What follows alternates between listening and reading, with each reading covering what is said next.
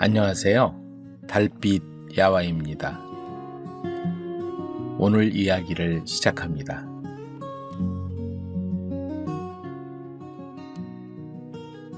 사람의 마음을 다하는 저울. 마을 언덕 위에는 기와집이 이어진 김진사의 저택이 있었고 마을 끝 개울가에는 초가삼간 윤서방의 집이 있었다. 윤서방은 성실한 농부였다. 새벽이면 가장 먼저 밭으로 나가고 해가 질 때까지 땀을 흘렸다. 하지만 3년째 이어진 가뭄으로 수확이 절반도 되지 않았다. 곡식은 메말랐고 쌀독은 바닥을 드러냈다. 아버지 배고파요. 어린 딸이 배를 움켜쥐며 말했다. 윤서방은 가슴이 찢어지는 것 같았다. 결국 그는 김진사의 문을 두드릴 수밖에 없었다. 진사님, 쌀 닷되만 구워주십시오. 수확이 나면 꼭 갚겠습니다. 김진사는 부채를 천천히 접으며 빙그레 웃었다. 인간미는 찾아볼 수 없는 웃음이었다. 하하, 윤서방. 난 자선사업가가 아니야. 닷되를 빌리면 한 달 뒤에 8대를 갚아야 하네. 이자라는 게 있어야 세상이 돌아가는 법이야. 8대요? 그건 너무... 싫으면 말고 이 마을에서 자네한테 쌀을 구워줄 사람이 또 있나? 윤서방은 떨리는 손으로 지장을 찍었다. 하얀 종이 위에 붉은 손도장이 선명하게 남았다. 그 손도장이 자신의 인생 전체를 담보로 한 계약서가 될 줄은 그때는 알지 못했다. 한 해가 지나고 또 한 해가 지났다. 윤서방은 빚을 갚으려 했지만 수확이 늘 부족했다. 김진사는 그때마다 말했다. 이번 달은 이자만이라도 내게. 원금은 내년에 갚으면 되지. 하지만 이자를 내면 원금이 줄지 않았고 원금이 줄지 않으니 이자는 계속 불어났다. 닷되의 쌀은 어느새 30대가 되고 100대가 되었다. 4년째 되던 해 김진사가 윤서방을 불렀다. 윤서방, 장부를 보니 빚이 이제 쌀 200대가 넘는구먼. 200대요? 제가 빌린 건 닷되인데요. 이자가 쌓이고 또 쌓였지. 이제 쌀로는 못 갚겠어. 밭이라도 내놔야겠군. 밭을 빼앗기면 저희 가족은 어떻게 살라고요? 그건 내가 알 바 아니지. 빚진 사람이 당당하게 구는 꼴은 처음 보는구먼. 윤서방은 무릎을 꿇고 온 마을 사람들이 보는 앞에서 머리를 조아렸다. 하지만 김진사는 고개도 돌리지 않았다. 보름 안에 반문서를 가지고 오게. 안 그러면 집도 넘겨야 할 거야. 그날 밤 윤서방은 마당에 주저앉아 하늘을 올려다봤다. 마치 세상 모든 어둠을 비추려는 듯 달이 유난히도 밝았다. 하늘이시여, 저는 정말 성실하게 살았습니다. 거짓말도 하지 않았고 남을 속이지도 않았습니다. 그런데 왜 이 빚은 줄어들지 않는 겁니까? 그의 목소리가 떨렸고 눈에서는 뜨거운 눈물이 흘러내렸다. 제가 갚을 수 없다면 부디 하늘이 이 억울함을 풀어주소서. 그 순간 달빛이 갑자기 강렬해졌다. 마을 전체가 환하게 밝아졌고 그 빛은 김진사의 저택마당 한가운데로 쏟아졌다. 은빛 기둥처럼 곧게 내리꽂히는 달빛을 본 마을 사람들은 숨을 죽였다. 저게 무슨 일이야? 하늘이 무언가를 보여주려는 게 아닐까? 다음 날 아침 김진사의 저택에서 비명이 터져나왔다. 도둑이야! 곡식이 모두 사라졌어! 하인들이 창고문을 열었을 때 안이 텅 비어 있었다. 수백 가마니의 쌀과 보리, 곡식이 모두 사라지고 마치 곡식이 재로 변한 것처럼 그 자리에 하얀 가루만 남아 있었다. 김진사의 얼굴이 새하얗게 질렸다. 문도 잠겨 있었고 마당도 멀쩡한데 어떻게 이럴 수가 있나? 관가에서 조사를 나왔지만 흔적이 전혀 없었다. 발자국도 수레바퀴 자국도 아무것도 없었다. 마을 사람들이 수군거리기 시작했다. 어젯밤 달빛 본 사람 있어? 김진선의 마당에만 쏟아지더라고. 혹시 하늘이 벌을 내린 거 아니야? 윤서방한테 너무 심했잖아. 그날 이후로 김진사에게 이상한 일들이 일어나기 시작했다. 햇빛을 보면 눈이 따갑고 달빛을 보면 눈물이 멈추지 않았다. 밤마다 악몽을 꾸었고 꿈속에서는 하얀 달이 자신을 내려다보며 말했다. 욕심으로 쌓은 것은 하늘이 걷어간다.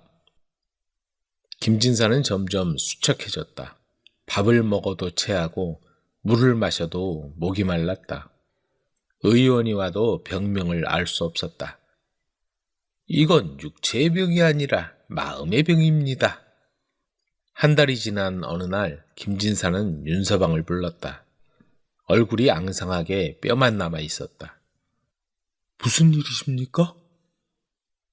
김진사는 떨리는 손으로 장부를 꺼냈다.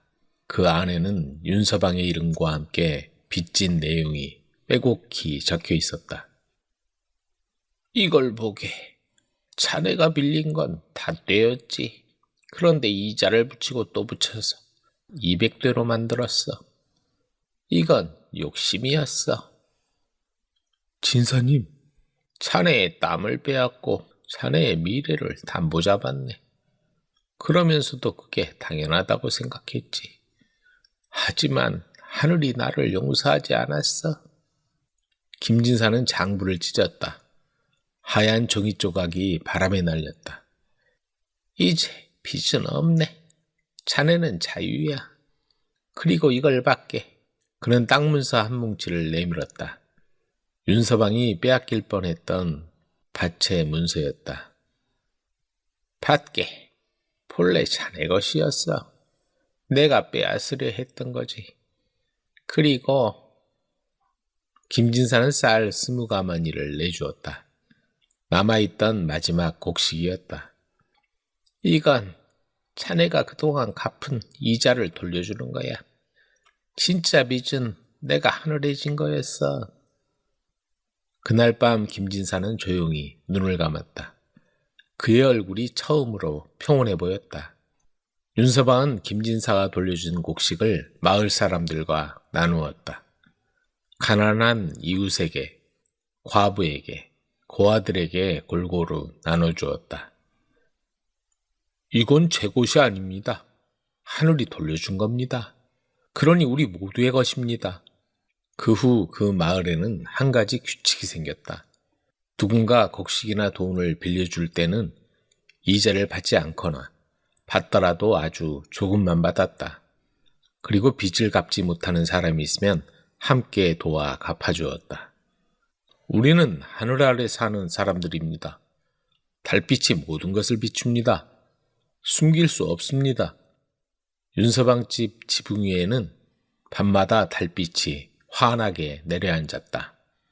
마을 사람들은 그것을 하늘빛 저울이라 불렀다.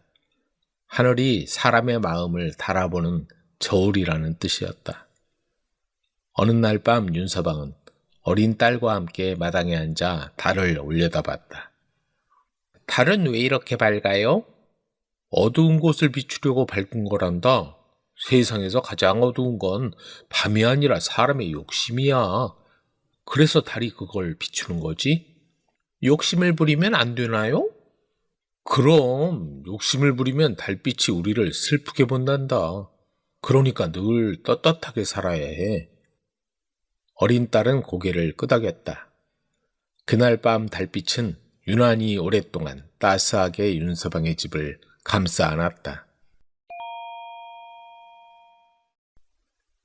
가마 속에서 사라진 여인.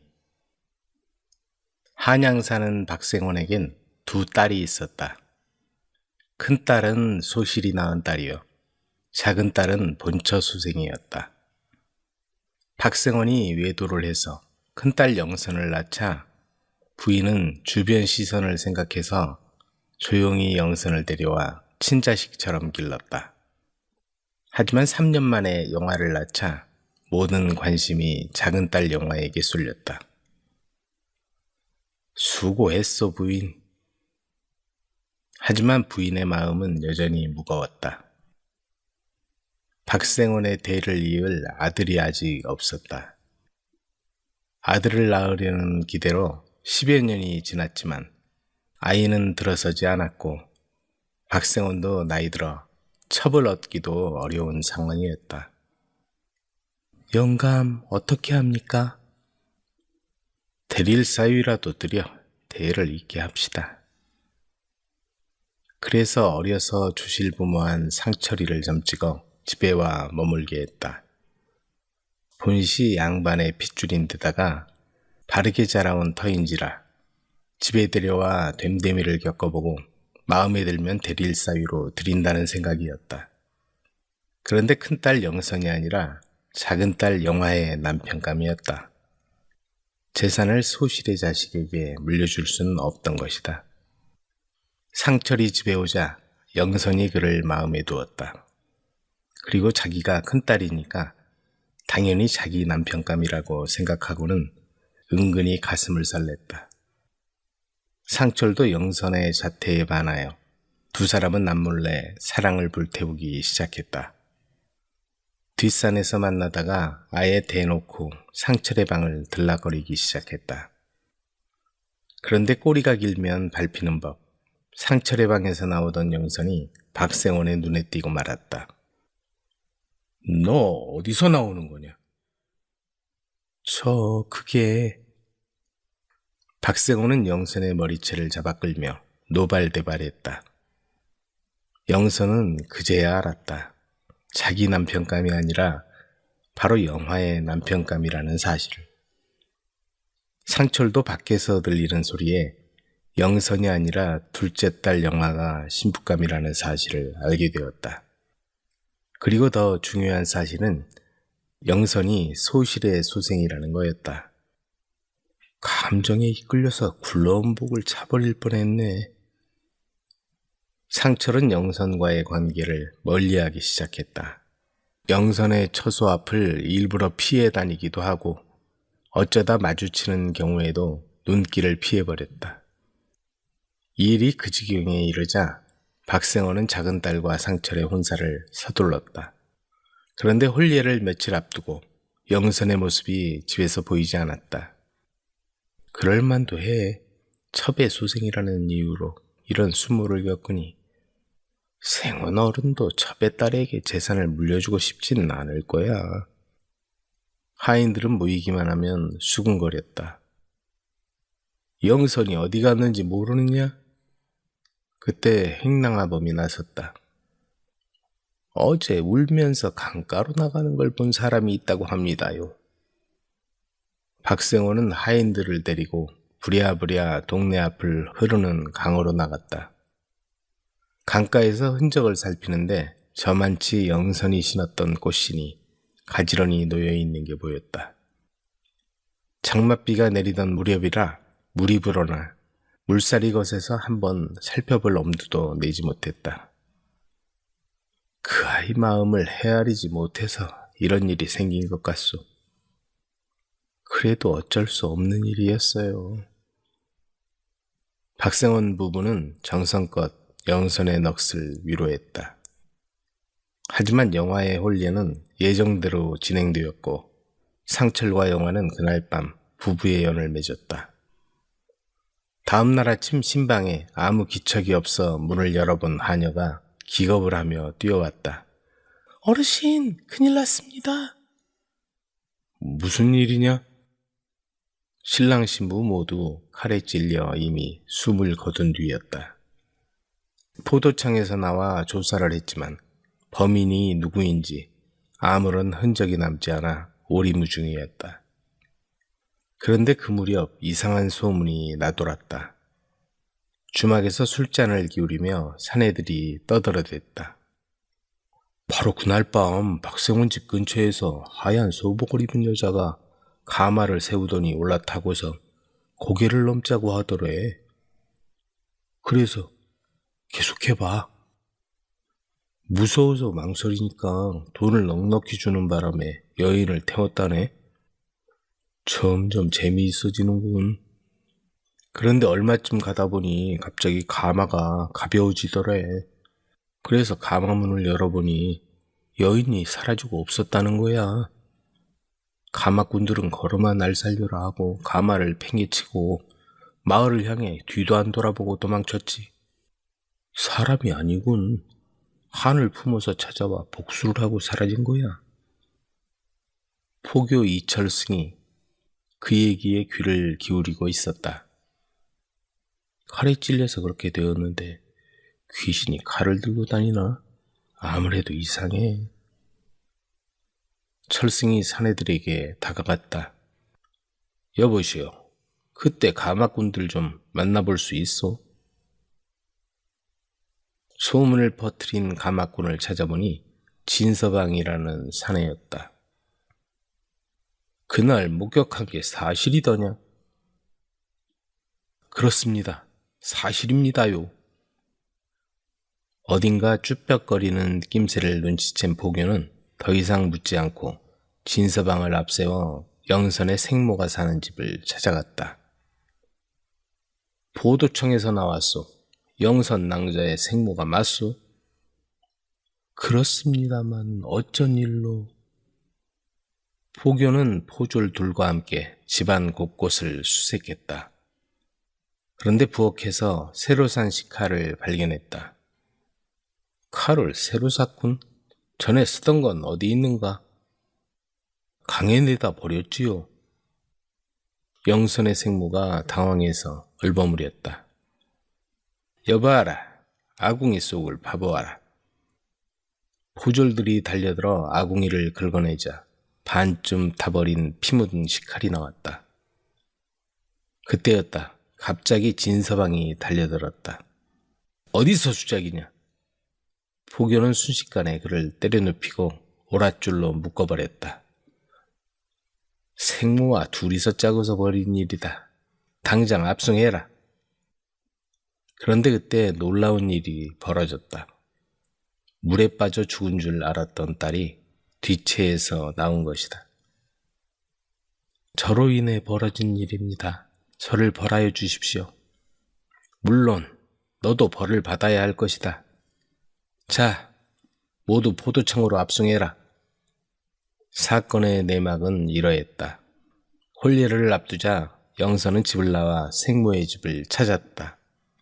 자기 딸이 박생원의 재산을 물려받을 걸 기대하던 생모는 대릴사위가 영화의 신랑감이라는 걸 안 순간부터 참을 수가 없었다.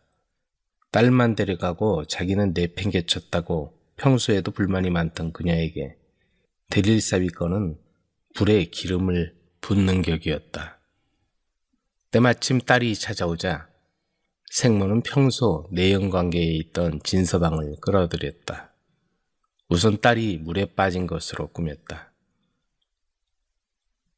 그리고는 첫날 밤 진서방과 함께 그 일을 벌이고 귀신소동을 퍼뜨리고 다녔다.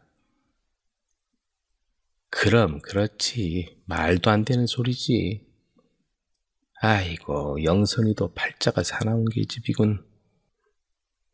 박생원 집에서 벌어진 귀신소동은 그렇게 일단락되었다. 드릴사위를 둘러싼 집안의 갈등이 만들어낸 비극이었다.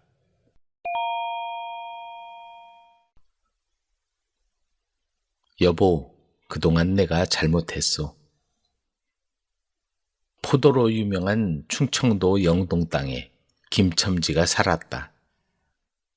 물려받은 재산이 많아 남부럽지 않았으나 손이 귀해 늦음하게 아들을 얻자 불면 날아갈까 쥐면 터질세라 금이야 오기야 길렀다.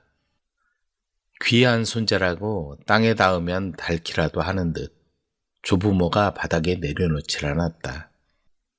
그렇게 크다 보니 버릇이 있을 리가 없었다. 세월이 흘러 아들의 나이 18세가 되었다. 그동안 손자만 알던 조부모는 세상을 떠났지만 손자의 버릇까지 가져가지 못했다. 어려운 건 모르고 제멋대로 자란 탓에 어느새 기방이나 들락거리고 술 취하고 방탕하기까지 했다. 임자, 철진이가 정신을 못 차리고 있으니 어쩌면 좋겠소. 글쎄 말이에요. 걱정이에요. 좋은 처자를 얻어 장가라도 보내면 나아질까 모르겠어. 김첨지는 며느리감을 물색하기에 이르렀다. 집안 좋고 마음에 드는 처자를 알아보니 김첨지 아들에 대한 소문이 퍼진지라 모두 고개를 설레설레 내저었다. 그나마 들어오는 중매자리를 살펴보니 김첨지 재산에만 관심 있는 눈치였다. 어느 날 김첨지가 이웃마을에 다녀오던 길에 시장기가 돌아 어느 국밥집에 들어갔다. 국밥 한 그릇 말아주시오. 네, 잠시만 기다리세요. 싹싹한 처녀가 댕기머리를 휘날리며 손님들 사이를 오가며 바쁘게 움직였다. 주방엔 어머니인 듯한 여인이 국밥을 담아내고 있었다. 음식 맛을 보니 그 맛이 일품 아닌가. 집으로 돌아온 김첨지는 곰곰이 생각하다가 아내에게 말했다. 여보 임자, 오늘 이웃마을에 갔다가 국밥집 처녀를 봤소. 국밥집이요? 그렇소. 홀어머니를 돕고 있는데 생활력 있고 우리 철진이 섹시감으로 어떤가 해서 말이오. 국밥집 처녀라는 게 좀 걸리지만 밖으로 놔두는 아들 녀석 집안에 들어앉힐 수만 있다면 그게 어디 대수인가. 쇳불도 단숨에 뺀다고 김첨지는 국밥집으로 매파를 보냈다. 김첨지 댁에서 혼담이 오자 처음엔 어리둥절했으나 순실어미는 딸의 장례를 위해서라도 마다할 이유가 없었다. 제가 없으면 어머니 혼자서 어떡해. 괜찮다. 일할 사람이야. 구하면 된다.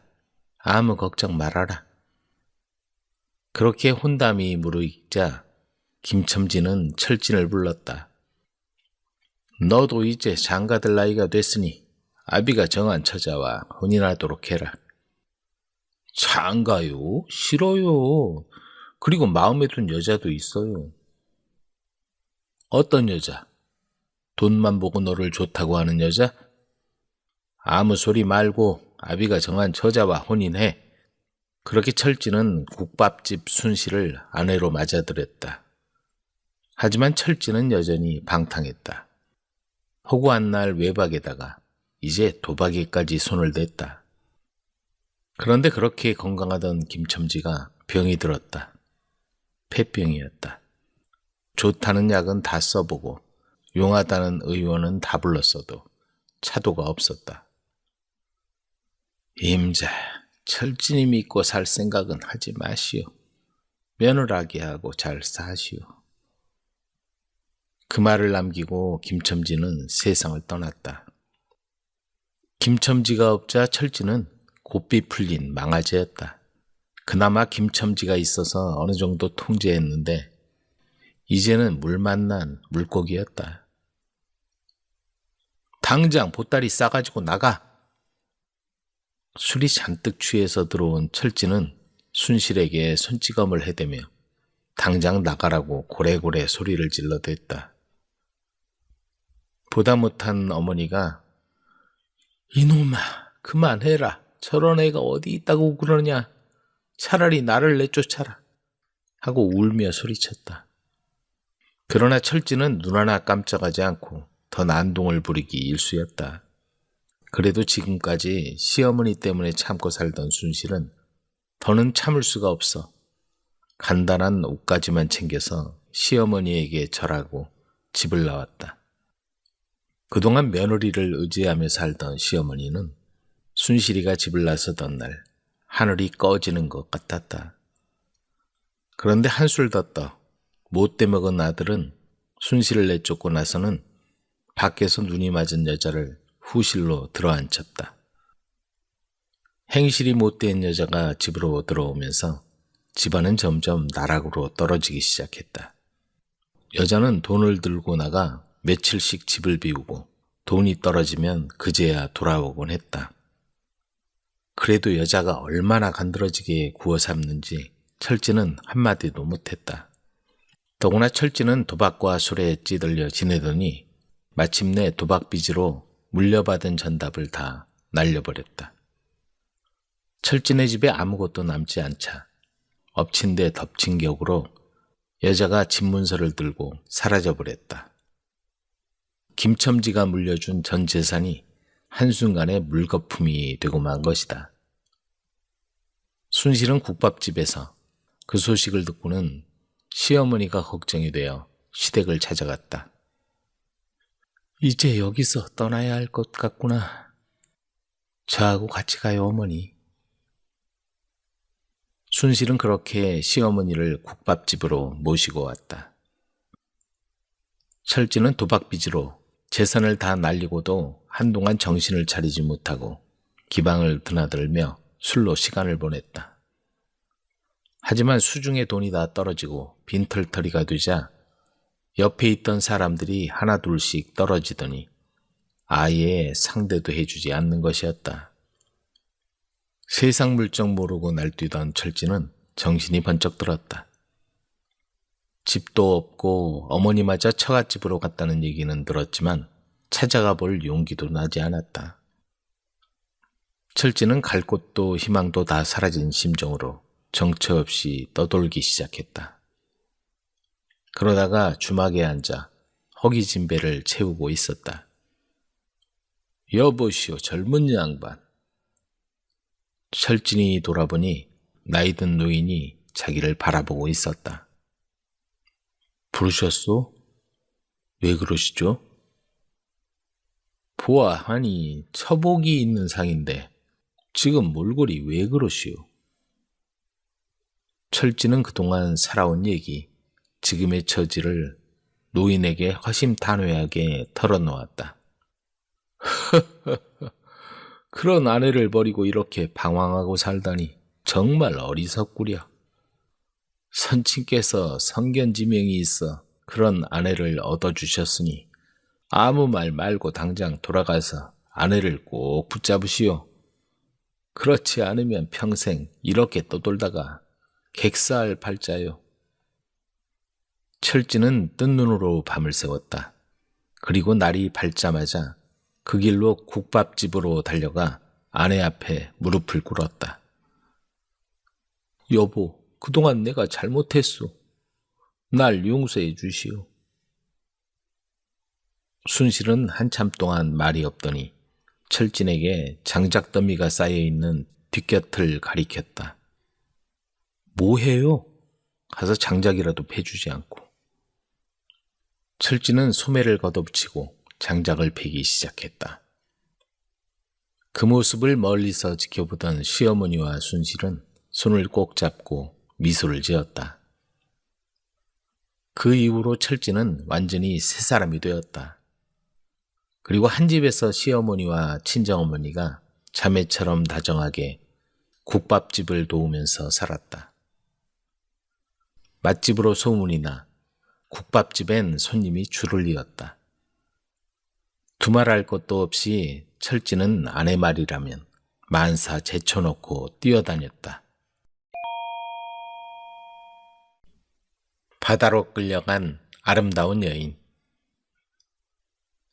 오랫동안 아이가 없던 부인이 예쁜 새 한 마리가 품에 날아오는 꿈을 꾸고서 태기가 있더니 10달 뒤 여자아이가 태어났다. 생명과도 같이 물길이 되어주는 아기니 수로라고 부릅시다. 수로는 어려서부터 재주가 남달랐고 자랄수록 얼마나 미모가 빼어났는지 산에 가면 산신이, 바다에 가면 바다신이 탐을 내었다. 또한 가무에 능해서 그녀가 노래를 부르고 춤을 추면 나뭇가지의 새들이 날아와 앉았다고 할 정도였다. 수로에 대한 소문이 온 나라에 퍼졌고 혼기가 찾아 신라 진골 귀족인 순정공이 청혼을 했다. 평생 당신만을 아끼며 사랑하겠소.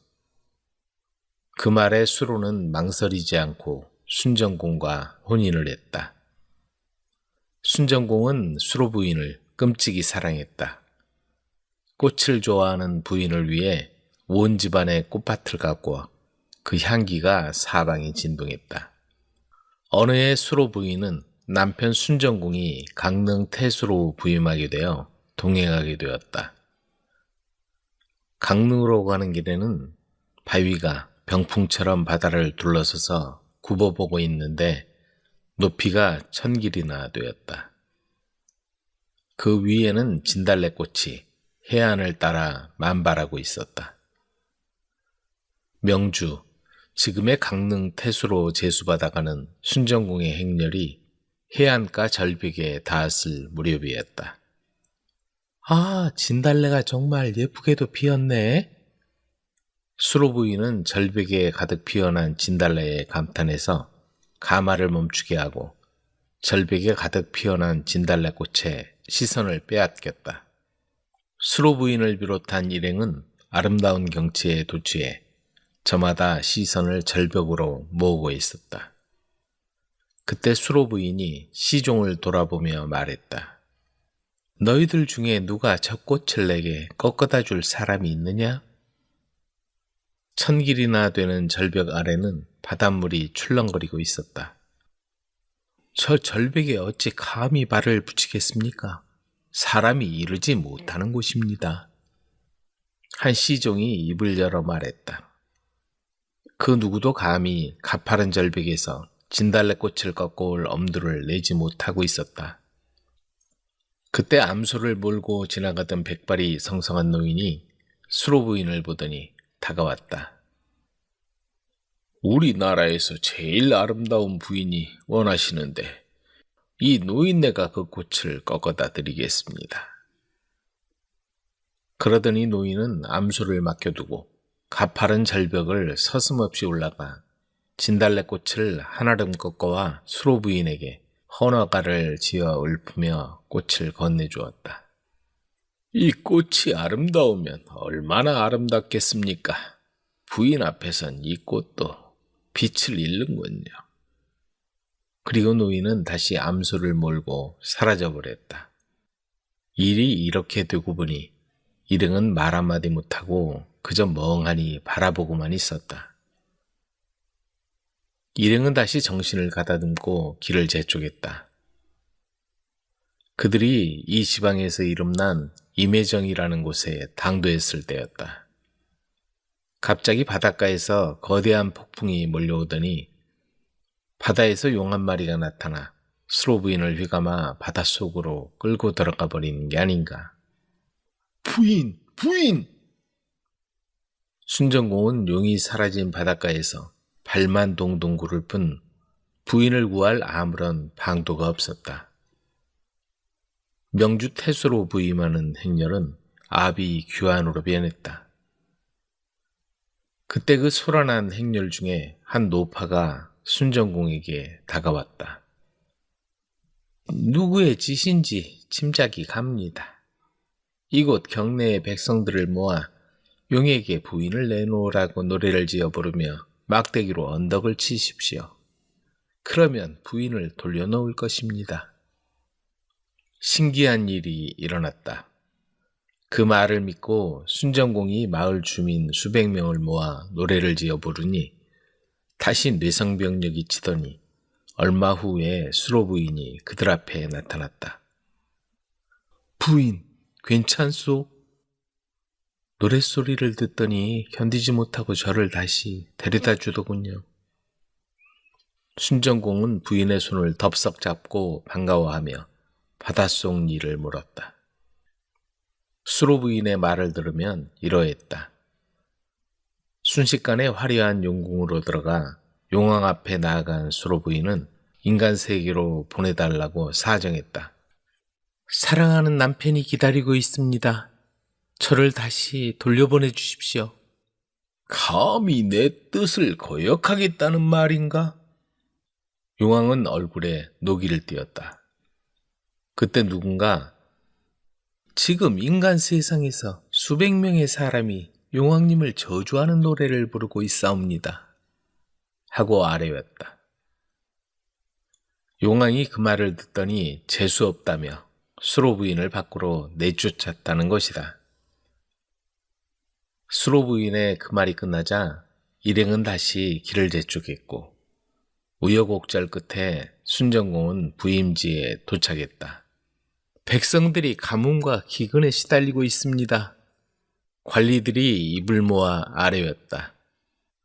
순정공은 부임할 때의 일을 떠올리고 백성들을 모아 바닷가에 나가 노래를 지어 부르게 했다.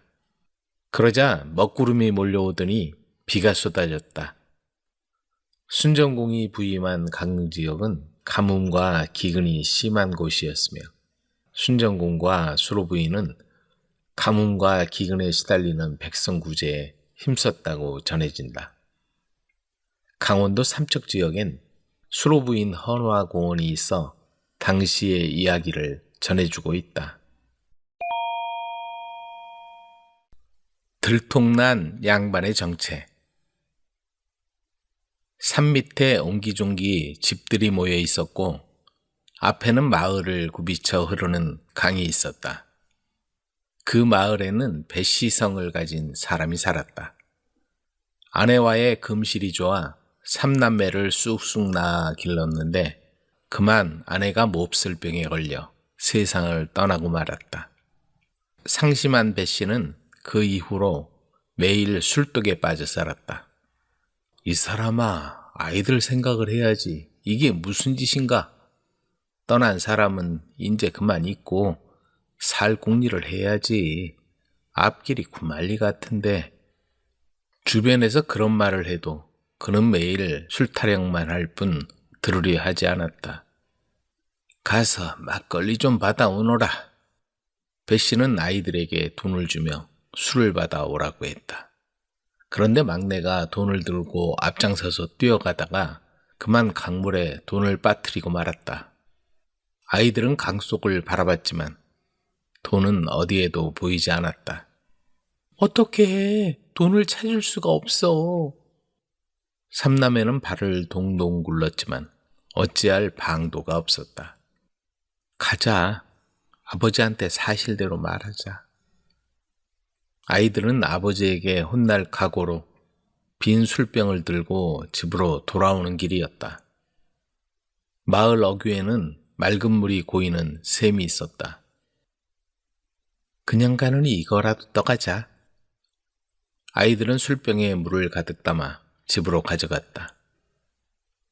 아이들이 돌아오자 배씨는 얘기할 틈도 주지 않고 술병을 받아들고 한 모금 들이켰다.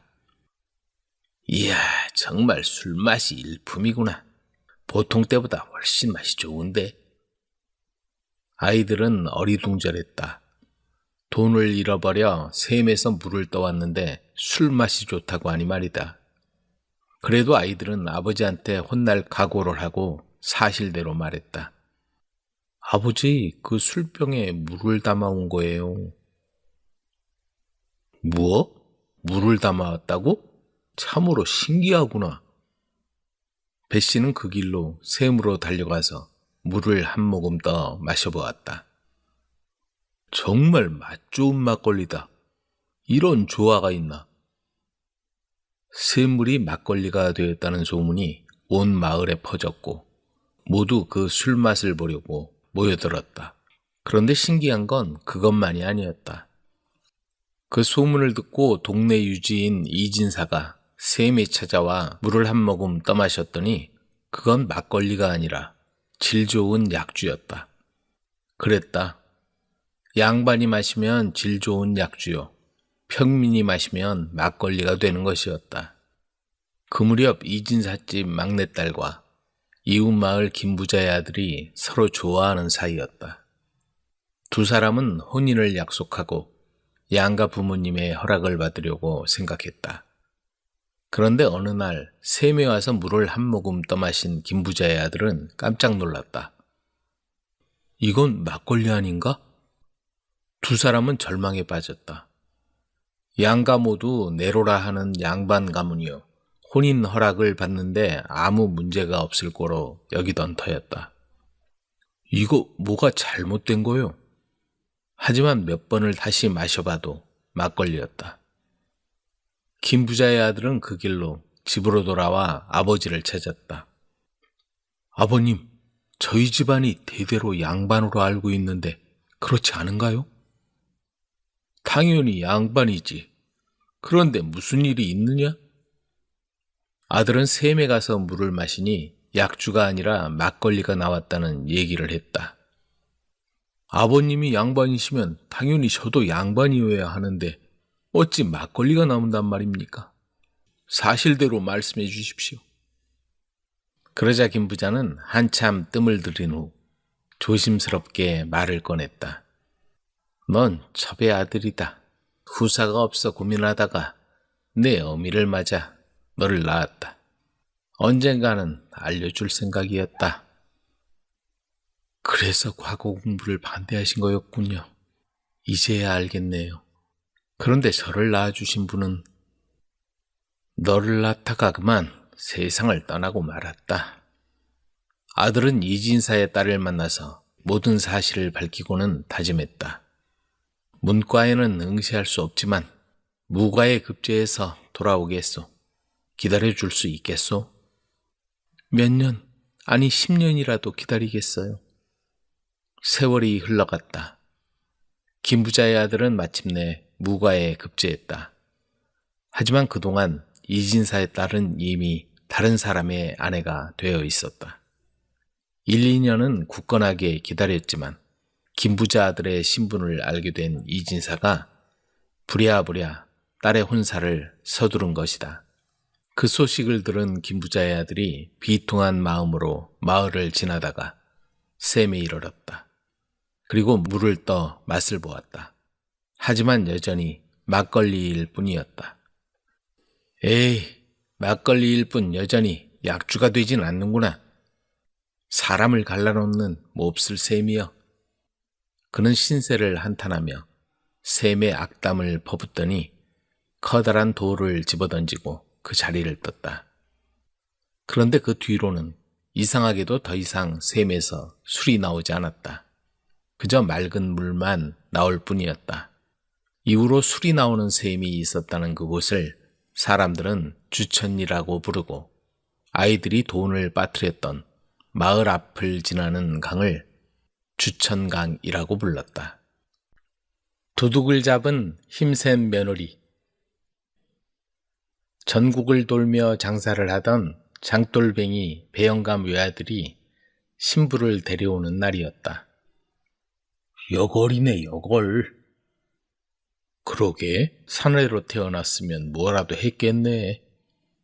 어깨가 떡 벌어지고 덩치 좋은 신부를 보고 마을 사람들이 수군거렸다.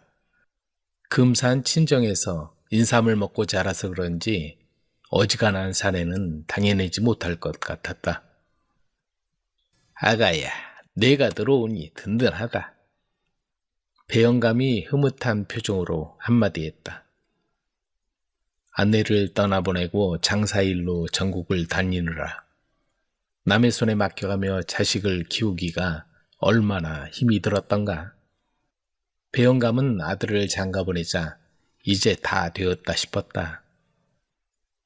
며느리가 손자를 낳을 무렵엔 등짐을 지고 전국을 돌며 장사를 하는 것도 힘에 부쳐 장사는 아들에게 맡기고 집에서 가축이나 돌보며 지내게 되었다. 그런데 장사를 나간 아들이 몇 달이 지나도록 소식이 없는 것이었다. 얘가 어쩐 일이지? 무슨 일이라도 있는 게 아닐까요? 배영감과 며느리는 장사 나간 아들 걱정에 마음이 편치 못했다. 게다가 돈마저 떨어져 살 길이 막막했다. 아무래도 안 되겠다. 소라도 팔자. 그이가 아끼는 소인데요. 어쩌겠니? 굶을 수는 없잖니. 배영감은 장날에 소를 끌고 나가 팔았다. 그리고 며느리를 줄 치맛감과 손자 신발도 샀다. 며느리가 좋아할 거야. 그리고는 소 판 돈을 허리에 맨 전대에 차고 소나무가 빽빽한 숲길을 따라 선물 보따리를 휘두르며 집으로 향했다. 정든 소를 팔아 서운하지만 그 덕분에 아들이 올 때까지 양식 걱정은 안 해도 되니 콧노래가 절로 나왔다. 어둡기 전에 빨리 가자. 배영감이 서둘러 산길을 지나가는데 뒤에서 누가 따라오는 것 같았다. 슬쩍 뒤를 돌아보니 저만치 뒤에서 누군가 재빨리 소나무 뒤로 몸을 숨기는 것이었다. 누군가 분간은 할 수 없으나 하얀 옷자락이 나부끼는 게 보였다. 뭐지? 여우가 날 홀리려는 건가? 배영감은 뒤도 안 돌아보고 서둘러서 집으로 돌아왔다. 아버님, 이제 오세요. 며느리가 집 앞에 나왔다가 반갑게 맞았다. 배영감이 얼른 뒤를 돌아보았지만 따라오던 그림자는 보이지 않았다. 아버님, 시장하시죠? 진지 드세요. 며느리가 차려주는 저녁을 먹고 조금 있으려니까 살인문 밖에서 소리가 났다. 주인장 계세요? 주인장 계세요? 그 소리를 듣고 며느리가 문을 열었다. 누구세요? 호롱불을 들고 문 밖을 비춰보니 머리에 수건을 두른 여자가 서 있는 것이었다. 무주로 가는 길인데 길을 잘못 들어 이곳까지 오게 되었습니다. 영감님이 가시는 걸 보고 뒤를 따라서 내려왔습니다. 아, 뒤를 따라오던 게 댁이었나 보구려. 난 여우가 둔갑이라도 했나 해서 뒤도 안 돌아보고 내려왔다오. 배영감은 그 여자에 대한 의심을 풀고는 찬찬히 살펴보았다. 우리 며느리만큼이나 덩치 좋은 여자네. 머리에 저 두건은 왜 쓰고 있는 거야? 그리고는 며느리에게 일렀다. 얘야, 산길을 내려오느라 시장할 테니 저녁이라도 차려드려라. 그러자 두건을 쓴 그 여자가 손사래를 치며 말했다. 아닙니다. 늦지막이 요기를 해서 괜찮습니다. 이렇게 쉬어갈 수 있게 해주신 것만도 감사한데. 며느리는 여자를 데리고 건넌방으로 들어갔다. 저는 아기가 있어 이곳에서 잘 테니 그 위쪽에 누우십시오. 그러나 여자는 두건을 쓴 채로 자리에 눕지도 않고 구부정하게 앉아서 밤을 새울 모양이었다. 아까 저 여자가 아버님 뒤를 따라왔다고 했지? 두건은 왜 쓰고 있는 걸까? 뭔가 이상해 보여. 치마를 입고 있지만 목소리도 그렇고 치마 속에 감춘 발도 두툼해 보이고. 며느리는 갑자기 정신이 번쩍 들었다. 혹시 남자가 여장을 하고서 우리가 잠든 틈을 노려 섭한 돈을 훔쳐가려는 게 아닐까? 관아에 알려야 할 텐데 저렇게 버티고 있으니 어떻게 하지? 그 순간 무슨 생각에선지 며느리는 옆에 누워 곤히 잠든 아기의 허벅지를 강하게 꼬집었다.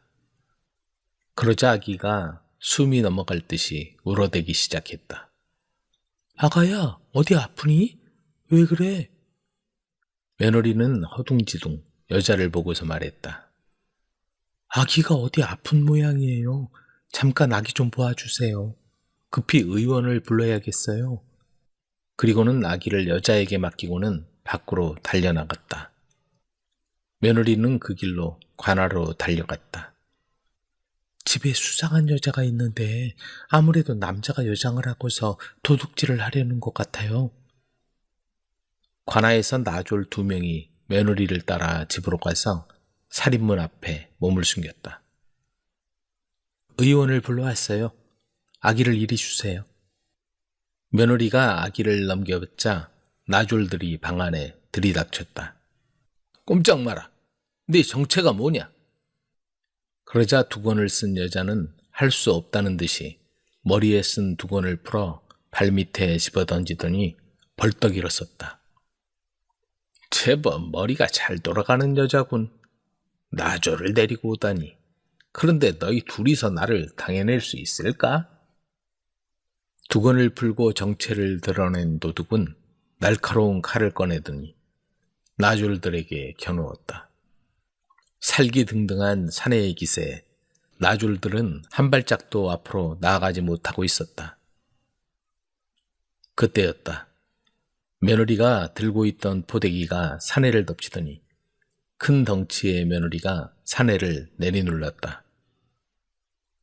포대기에 쌓인 도둑은 힘 한 번 제대로 쓰지 못하고 기회를 놓치지 않고 달려든 나졸들의 오락졸에 꽁꽁 묶이고 말았다. 여장 도둑은 그날 장터에서 소를 팔고 돈을 받은 배영감의 전대를 노리고 뒤따라온 것이다. 장터를 벗어나 산길에 접어들면 배영감에게 달려들어 돈을 빼앗을 생각이었지만 배영감이 눈치를 채고 빠르게 집으로 돌아오는 바람에 여장을 하고 뒤쫓아왔다. 그렇게 도둑은 밧줄에 묶인 채 관하로 끌려갔다. 잘했다 얘야. 네가 한몫했구나. 배영감은 든든한 며느리 앞에서 기쁨을 감추지 못했다. 며칠 후 아들이 장사길에서 돌아왔다. 욕심을 내는 바람에 예정보다 늦게 돌아온 것이다. 아내에게 그동안 있었던 일을 전해 들은 아들이 호탕하게 웃더니 말했다. 당신이 누군지 알았으면 오지도 않았을 텐데 임자를 잘못 만났구려. 며느리가 도둑을 잡았다는 소문을 들은 도둑들은 배영감의 집을 2번 다시 찾아가지 않았다.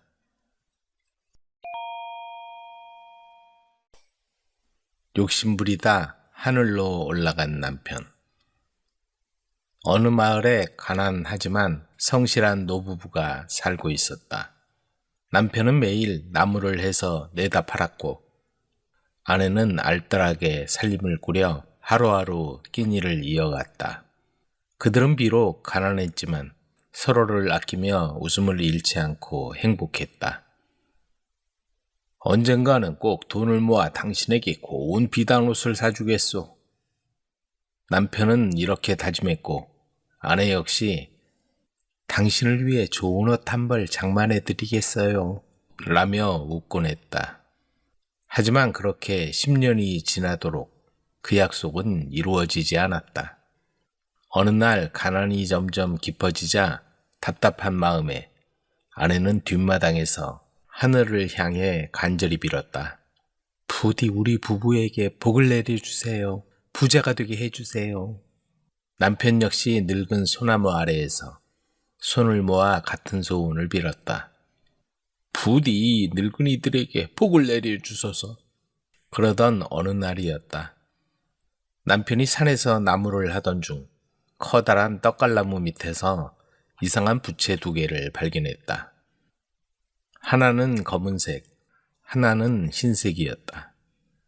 신기한 마음에 부채를 집어든 남편은 더위를 식히려 검은 부채를 들어 부채질을 하기 시작했다. 그러자 시원한 바람이 불어왔고 남편은 기분 좋게 부채질을 이어갔다.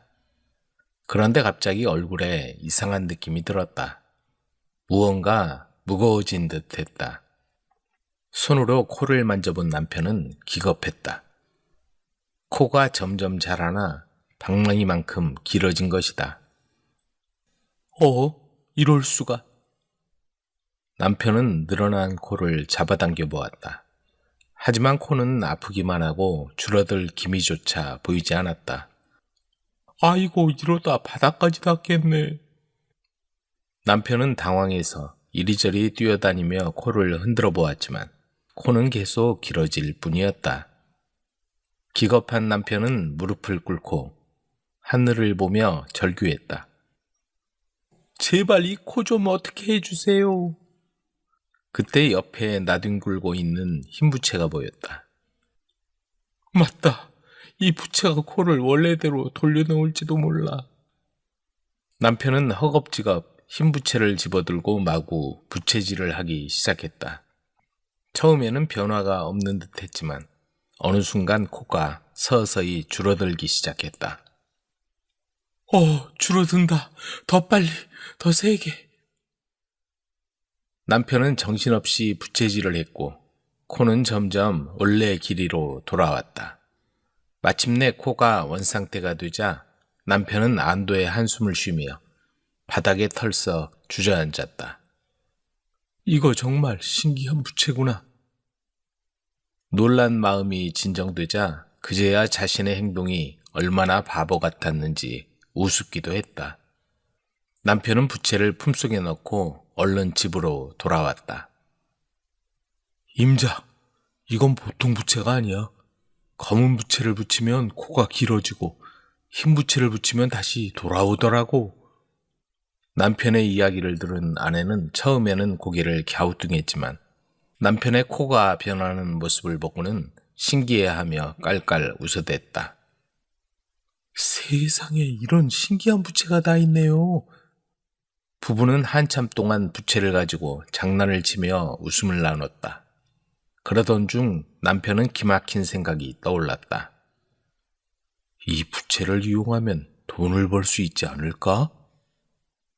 다음 날 남편은 부채를 품에 넣고 이웃 마을로 향했다. 마침 그 마을에서 가장 큰 부잣집 영감의 환갑잔치가 열리고 있었다. 남편은 자연스럽게 잔치에 들어가 음식을 먹은 뒤 조용히 영감에게 다가가 검은 부채로 슬슬 부채질을 했다. 내 코가. 영감의 코가 쑥쑥 자라더니 순식간에 지팡이만큼 길어졌다. 손님들은 기겁하며 소리를 질렀고 집안은 순식간에 아수라장이 되었다. 이게 무슨 일이래? 평소에 무슨 죄를 지었기에 이런 병고가. 식구들이 모두 달려와서 그 모습을 보고 야단법석이었다. 의원을 불러도 별 수가 없었고 아무도 치료법을 알지 못했다. 그때 남편이 능청스럽게 말했다. 내가 이 병을 고친 적이 있어. 제발 도와주시오. 무엇이든 드릴 테니 아버지만 살려주시오. 그 집 아들이 마치 구세주를 만난 듯이 간절히 부탁하자 남편은 슬쩍 미소를 지으며 말했다. 그럼 1만냥을 내시오. 영감의 아들은 고민 끝에 제안을 받아들였고 남편은 천천히 흰 부채로 부채질을 해 영감의 코를 원래대로 돌려놓았다. 남편은 막대한 돈을 손에 넣고 마을로 돌아와 큰 집을 짓고 하인들을 두며 호사스러운 생활을 하기 시작했다. 그런데 남편은 배부르고 등 따뜻하니 괜히 쓸데없는 생각을 하기 시작했다. 얼마나 코를 늘릴 수 있을까? 궁금해진 남편은 하루 종일 검은 부채로 부채질을 하기 시작했다. 그러자 코가 점점 길어지더니 하늘 끝까지 올라갔다. 이게 뭐야? 그 순간 하늘나라를 거닐던 하나님이 그걸 보고 깜짝 놀라 남편의 코를 나무에 묶어버렸다. 남편은 다급하게 흰 부채를 붙였지만 코가 하늘에 묶여 있어 내려올 수가 없었다. 결국 그의 몸이 하늘로 끌려 올라갔고 점점 더 높이 올라갔다. 으아! 살려줘요! 남편이 울부짖자 그 모습을 본 하나님은 측은한 마음이 들었다. 불쌍하니 그만 풀어주어라. 그 순간 코가 풀렸고 남편은 그대로 땅으로 곤두박질 쳤다. 꽈당! 그러나 신기하게도 남편은 다친 곳이 하나도 없었다. 그 일을 겪은 후 남편은 다시는 부채질을 하지 않았다. 그는 욕심이 지나치면 오히려 화를 부른다는 것을 깨달았다. 그 후 남편과 아내는 다시는 부채를 꺼내지 않았고 소박한 삶으로 돌아가 작은 행복을 소중히 여기며 살아갔다.